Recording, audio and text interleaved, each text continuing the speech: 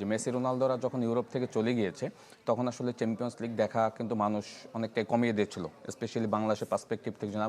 ওকে, এটা স্পেশালি যদি আমাকে যদি UEFA অবশ্য তা বলে না। আমাকে যদি বলেন, কারণ আমি কমিয়ে দিয়েছিলাম, কারণ মেসি রোনালদো থাকা অবস্থা আসলে আমাদের চ্যাম্পিয়ন্স লিগের প্রতি অন্যরকম একটা ফ্যাসিনেশন ছিল।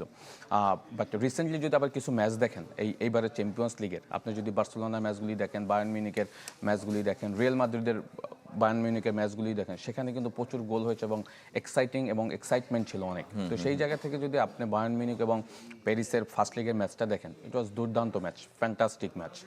ম্যাচে কি ছিল না, সব কিছুই ছিল। হ্যাঁ, কারণ আমরা সবসময় জানি যে হোম অ্যান্ড অ্যাওয়ে ম্যাচে যারা অ্যাওয়ে ম্যাচ খেলতে যায় তাদের জন্য একটু ডিফিকাল্ট থাকে, বাট ওই ডিফিকাল্টের জায়গাটাও কিন্তু অনেকটা সহজ করে ফেলেছিল বায়ার্ন মিউনিখ। হ্যাঁ, তো প্যারিস সেন্ট জার্মেন আমরা জানি খুব হাই প্রেসিং খেলে এবং বায়ার্ন মিউনিখ সবসময় ম্যানুয়েল নোয়ারকে দিয়ে খেলাটা স্টার্ট করে, সেই জায়গাটা কিন্তু একবারই করতে দেয়নি আপনি যদি দেখেন শুরু থেকে। এবং যেটা হয়েছে যে আর্লি গোল পেয়েছিল বায়ার্ন মিউনিখ, বাট এরপরে কিন্তু পুরো খেলাটাই কন্ট্রোল করেছিল প্যারিস সেন্ট জার্মেন। বাট আবারও খেলার মোমেন্টামগুলি কিন্তু আপনার সেকেন্ড হাফে যদি দেখেন, সেখানে কিন্তু বায়ার্ন মিউনিখ খেলাটা কন্ট্রোল করেছে, কারণ একটা সময় কিন্তু 5-2 গোলে পিছিয়ে ছিল আপনার বায়ার্ন মিউনিখ, সেখান থেকে 5-4 গোলে খেলাটা 5-4 গোলে খেলাটা শেষ করেছে। এখন তাদের আবার হোম ম্যাচ রয়েছে।